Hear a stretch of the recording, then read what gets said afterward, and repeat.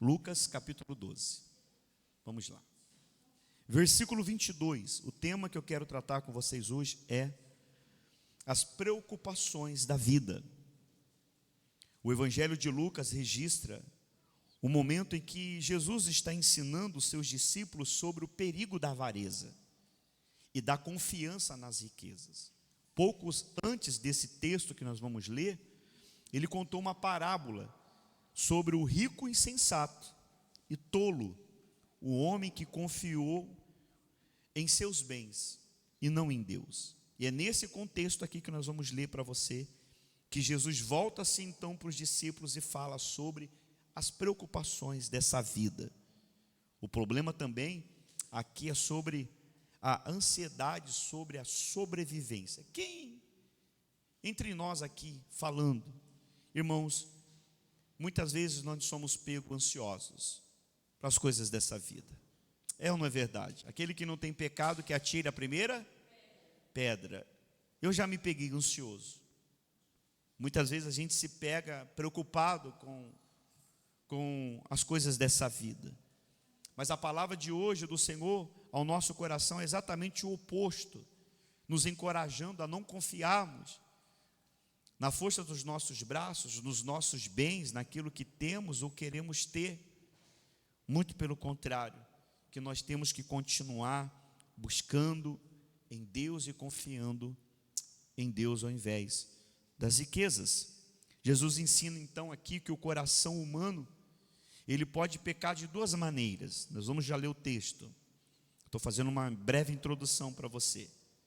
Nosso coração, ele pode pecar em duas maneiras, o meu e o seu. A primeira maneira é confiando demais no nosso salário. É depender demais do que nós ganhamos. É se apoiar nas nossas conquistas. Se apoiar nos nossos talentos e dizer, eu consigo sozinho. Vai dar certo. Viver tipo com uma confissão positiva. E deixando de lado, abandonando a confiança em Deus. Muitas vezes com a boca nós dizemos que confiamos em Deus. Mas com as nossas atitudes, os anseios do nosso coração, vêm mostrando a cada um de nós, todos os dias, que na verdade nós confiamos pouco em Deus.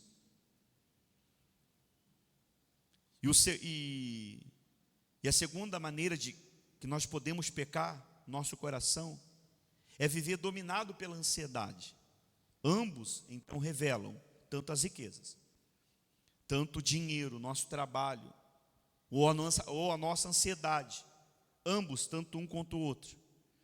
Então revela para nós mesmos, porque não para Deus, porque Deus já sabe quem somos, ou não?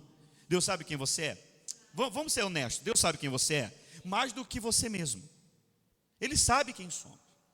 Mas as ansiedades, as preocupações dessa vida, revela para mim quem eu sou, em quem eu estou confiando, em quem eu estou acreditando, em quem eu estou apoiado. Então ambos revelam a falta de confiança na providência de Deus. Nós confiamos que o nosso patrão vai nos pagar no final do mês. Nós confiamos que os nossos clientes vão pagar aquilo que comprou. Nós confiamos muito nas pessoas, mais do que confiamos em Deus.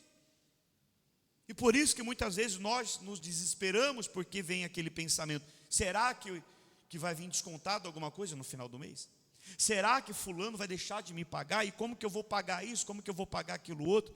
E quanto mais vai se aproximando o dia de nós acabarmos com os nossos compromissos, parece que a ansiedade vai aumentando e a preocupação também, às vezes até o nosso sono vai embora.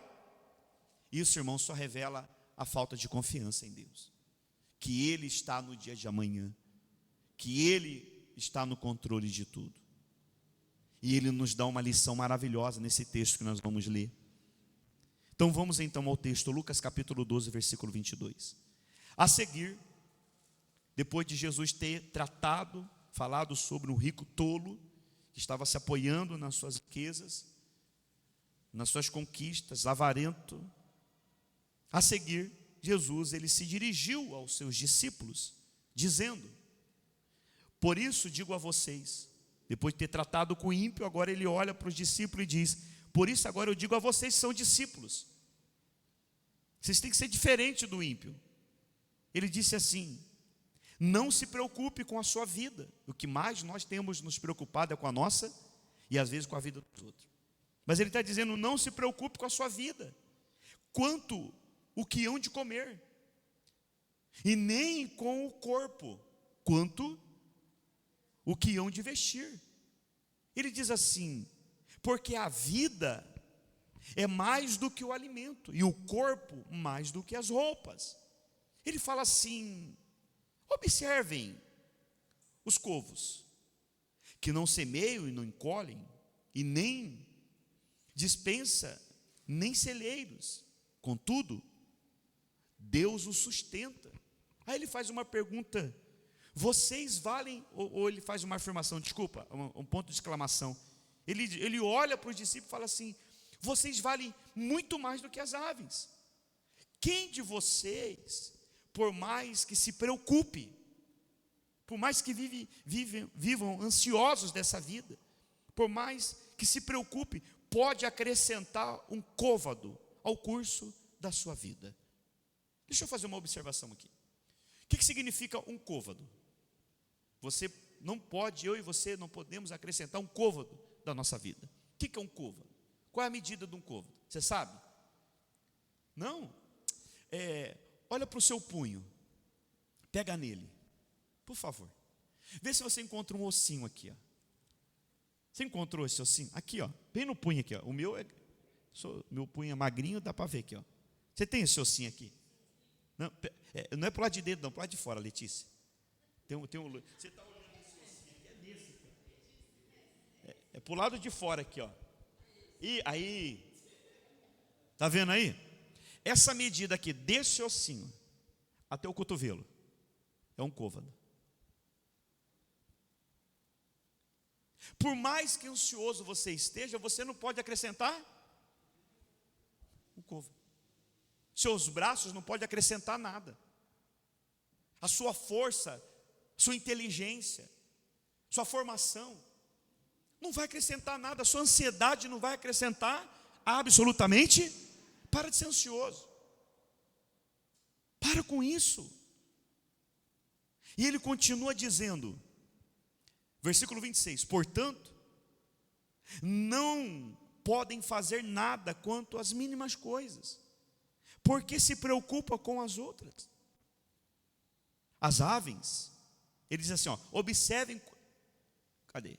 Isso, versículo 27, observem como crescem os lírios, eles não trabalham, nem fiam.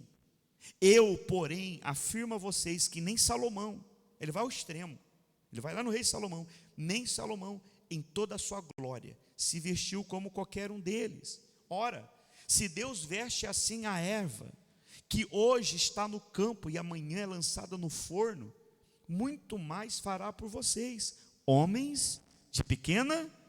Ele já chama os ansiosos de pequena.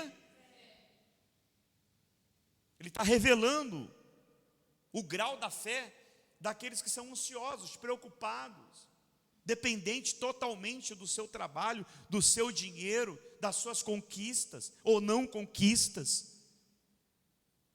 O ansioso, ele tá vivendo ou no passado, dizendo assim, eu preciso recuperar o tempo perdido, ou o ansioso está olhando, dizendo assim, eu preciso alcançar logo, eu preciso ter logo, eu preciso resolver logo. Ele está desprezando o presente que Deus deu, o dia de hoje, que chama presente. Ele quer que nós desfrutemos do presente, que dependemos dele, e que descansemos nele, dizendo que hoje no presente Ele está presente em nossas vidas, Ele está presente no nosso trabalho, Ele está presente no nosso dia a dia, no nosso deitar, no nosso levantar. Então nós temos que aprender e entender e confiar na soberania, nos cuidados do Senhor na nossa vida. É o Senhor que cuida de nós, é o Senhor que irá fazer com que os nossos anseios sejam supridos. Ele sabe, como um pai, o que o filho precisa. Ele não vai dar o que o filho quer, ele vai dar aquilo que o filho precisa. Nós temos que parar de ser crianças. Crianças que ficam birrentas, crianças que ficam ansiosas, principalmente quando chega Natal, né? A criança fica o ano todo esperando o Natal, por quê? Porque o Papai Noel vai trazer? Ou o dia do seu ani? Fica assim, está chegando o dia do meu? Vamos cantar para? Vão me dar E aí quando chega alguém na casa dele, na casa dela no dia do aniversário, ele nem olha no rosto, ele olha onde? Para ver se está chegando está ansioso. Criança que vive ansiosa, mas quem é maduro, o dia do seu aniversário, fala, eu estou passando de ano, não quer saber se está trazendo presente ou não. A pessoa cresceu, amadureceu. E muitas vezes nós nos comportamos como crianças. Se não acontece na hora que a gente quer, se a gente não está vendo, a gente não está crendo. Será que a gente não está vivendo como homens de pequena fé? Querendo ver para crer, querendo ter para crer, vivendo por vista? Será que nós não abandonamos já a nossa fé há muito tempo, a nossa confiança em Deus? Porque o justo vive pela fé, não vive por aquilo que ele crê, mas vive por fé. Eu não estou vendo, mas eu creio. Não está acontecendo, mas eu creio.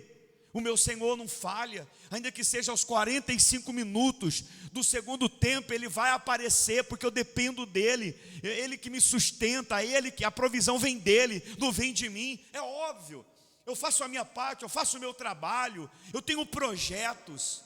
Eu não sou uma pessoa indolente, eu não sou uma pessoa preguiçosa, eu não sou uma pessoa que fico de perna para o alto, que fica esperando tudo acontecer do nada. Não, eu estudo, eu trabalho, eu me dedico, eu cuido da minha saúde, eu procuro fazer a minha parte, mas aquilo que eu não posso fazer, meu Deus pode fazer. Aquilo que eu não estou vendo, Deus está vendo. Aquilo que eu não consigo, aonde eu não consigo chegar, Deus já está lá. Eu sei que Deus é poderoso, eu sei que Deus governa a minha vida. Não sou eu que estou governando, não é o diabo que está governando, é Deus que está governando a minha vida. Eu confio nele, eu repreendo a ansiedade, quando ela bate eu repreendo ela. Eu estou dizendo, isso é falta de Deus. Eu vou orar, vem ansiedade, eu vou orar, vem o medo, eu vou orar, porque é normal o medo vir, a ansiedade vir, a preocupação vir. Mas o que não é normal, eu viver ansioso e preocupado, eu não saber me posicionar e combater isso, e repreender isso e dizer, tudo posso naquele que me fortalece. Se eu tenho, amém. Se eu não tenho, amém. Deus está me fortalecendo, Deus está cuidando de mim. Isso é viver pela fé. Isso é assim que mata a ansiedade e as preocupações na unha. É viver uma vida de leitura da palavra. É você se alimentar logo da palavra de Deus quando você acorda, não olhar para o celular para ver se alguém te mandou mensagem ou alguém está te cobrando. Não é olhar para chegar em casa, ficar olhando no celular do teu marido, da tua mulher, dos teus filhos, preocupado com os outros, com ansiedade. Mas sim depender de Deus, confiar em Deus, que Deus é soberano e está no controle de tudo. Amém, irmãos? E ele diz assim, versículo 29, portanto, não fique perguntando. Para de ficar perguntando. Para de ficar questionando. Perguntando o quê? Que irão de comer. E agora? Eu tenho que fazer compra, o que eu vou comer? Para de ficar perguntando o que você vai comer. Ou beber. Não fique preocupado com o quê? Com isso é besteira. Porque os gentios de todo o mundo é que se preocupa com essas coisas. Mas o Pai de vocês sabe o que vocês precisam de todas elas. O Pai sabe. Deus sabe o que você precisa. Deus sabe o que tem que ser feito. Mas qual é o problema?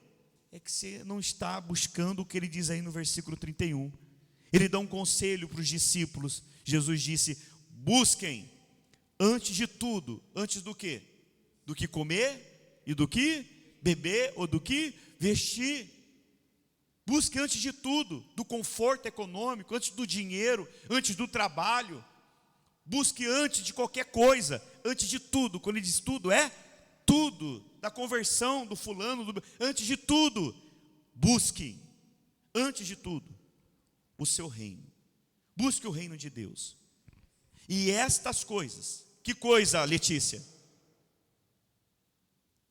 Que coisa que a gente está falando? O que comer, o que beber, o que vestir, o que ter, o que não ter, para com isso. A sua preocupação tem que ser em buscar o reino de Deus, o reinado de Deus sobre a sua vida. E quando é que eu estou buscando o reinado de Deus na minha vida? É quando eu estou me santificando, estou abandonando o pecado, estou confessando o pecado. É quando eu estou me humilhando diante do Senhor, eu estou chorando, dependendo dEle, tenho vida de oração. Eu passo o dia todo em espírito de oração, com os olhos espirituais, não com os olhos carnais, mas com os olhos espirituais, longe de fofoca, longe de conversa, longe de diz que me disse, próximo de Deus, buscando a força em Deus, buscando a dependência de Deus, buscando o Espírito de Deus, o governo de Deus sobre a minha mente, o governo de Deus sobre o meu coração, o governo de Deus sobre a minha família. Você tem que confiar que Deus está governando o seu lar, que Deus está governando a sua mulher, o seu marido. Olha o que está escrito aí, deixa aí, marca aí, não vamos voltar aí. Olha o que está escrito em Provérbios, capítulo 27.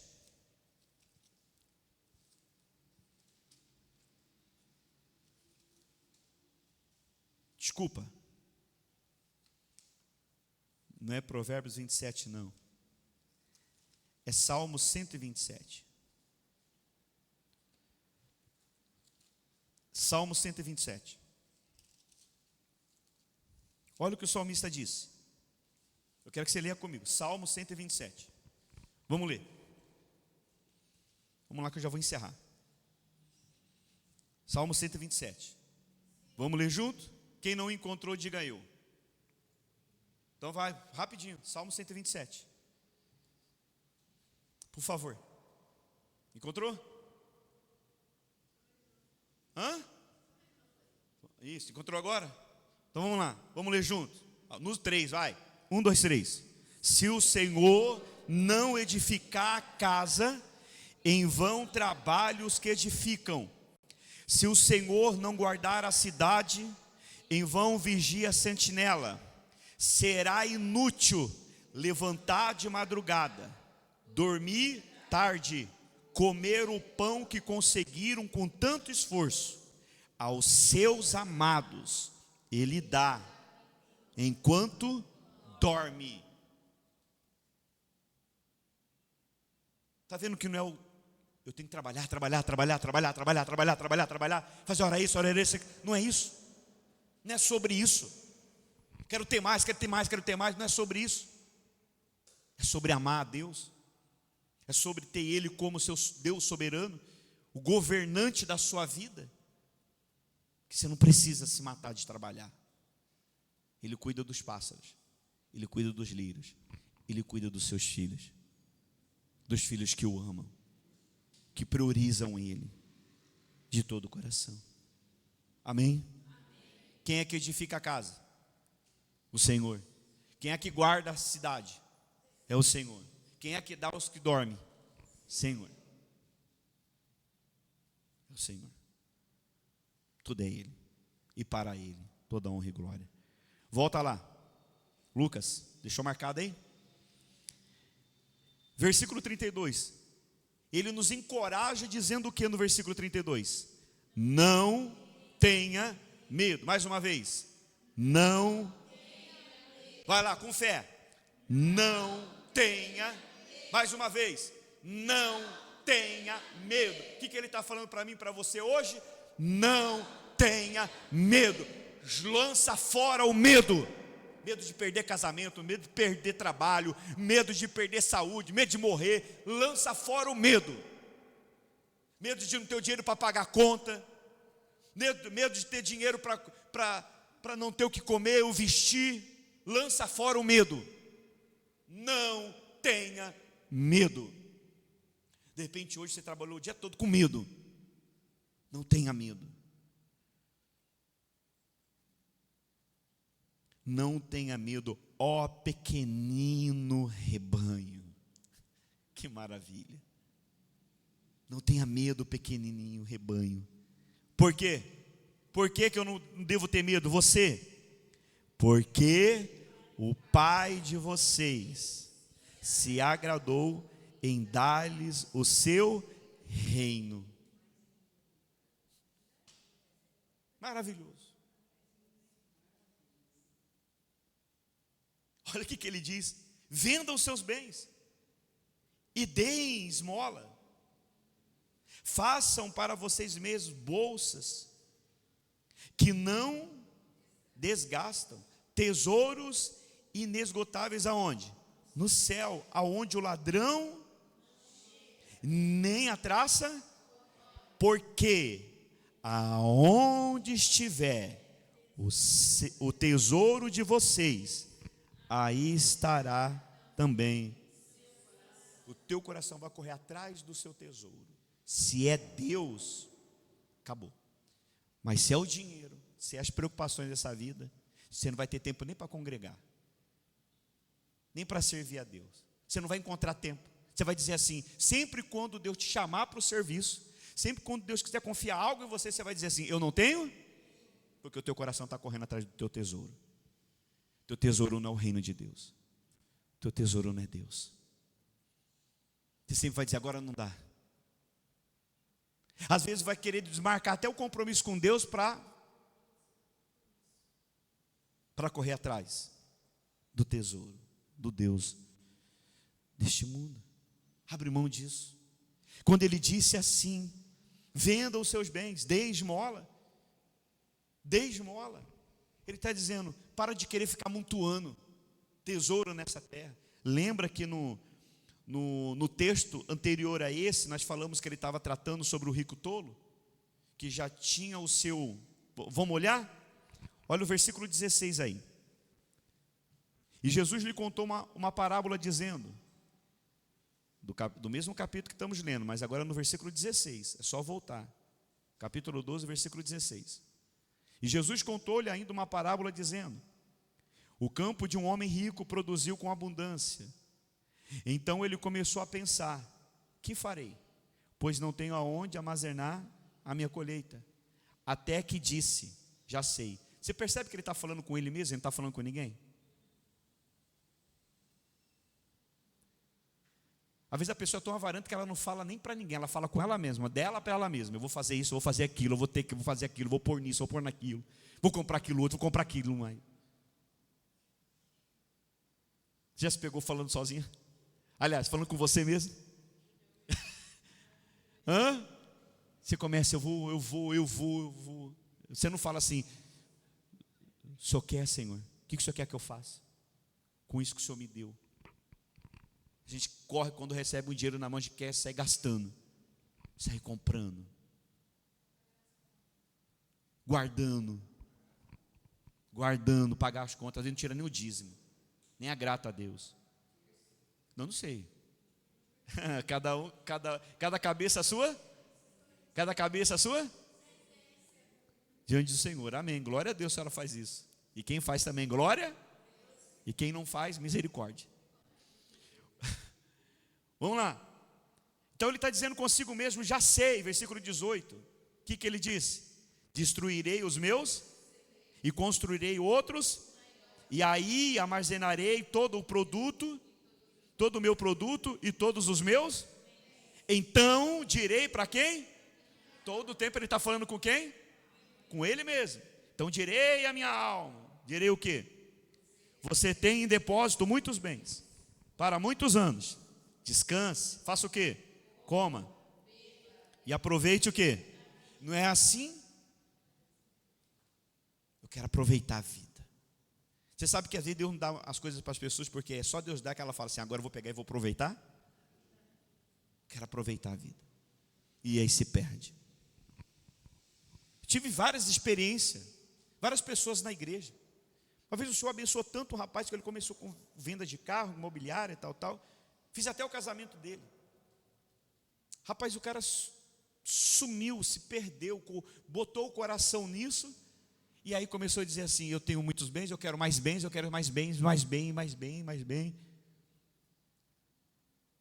A gente sabia, isso aí vai dar ruim. A gente sabe onde vai dar isso. Depois eu recebo notícias que separou da esposa. Porque assim, começa assim, o dinheiro leva longe da comunidade e depois destrói o restante. O Deus desse mundo é assim, primeiro ele tira a pessoa da comunhão com os irmãos, daqui a pouco vai levando para o mundo e acaba, destrói tudo.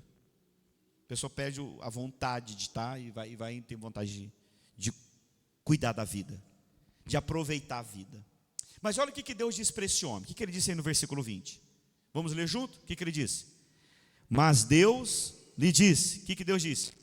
Louco, esta noite lhe pedirão a sua alma, e o que você tem preparado, para quem será?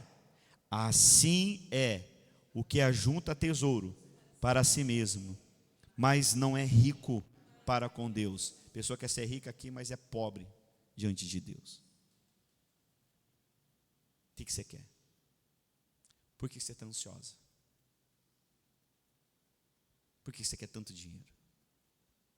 Para que você às vezes é tentado abandonar um culto maravilhoso desse? Para fazer mais hora extra. Para querer ganhar dinheiro. Não tenha medo. Não tenha? Não tenha medo.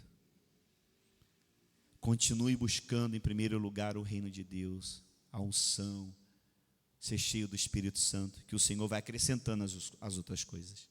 Deixa que Ele está cuidando disso. Você vai continuar trabalhando, vai no horário de trabalho. Você não vai negociar. Não tem negócio. Eu não negocio a minha fé, minha comunhão com Deus, com os tesouros desse mundo, e nem com ninguém. Porque aonde estiver o tesouro de vocês, ali estará o seu. Vou ouvir. Fique em pé no seu lugar.